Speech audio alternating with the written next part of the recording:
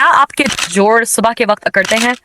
क्या सीढ़ियां चढ़ते या चलते वक्त जोड़ों से आवाजें आती हैं? ये बढ़ापा नहीं, ये ऑस्टियोआर्थराइटिस भी हो सकता है।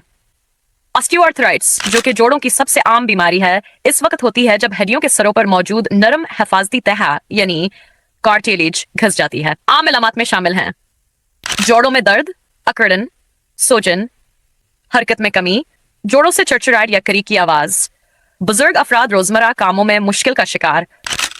ये बीमारी आमतौर पर कोलों, हाथों और रीढ़ की हड्डी को मुतासर करती है और रोजमर्रा के कामों को मुश्किल बना देती है। लेकिन खुशखबरी यह है कि ऑस्टियोआर्थराइटिस का इलाज मुमकिन है। बेहतर जिंदगी के लिए तजावीज: वजन नॉर्मल रखें, हल्की फल्की वर्जिश करें, गर्म या ठंडी पट्टियां लगाएं, डॉक्टर की तजवीज करदा दवाएं लें, फिजियोथेरेपी करवाएं।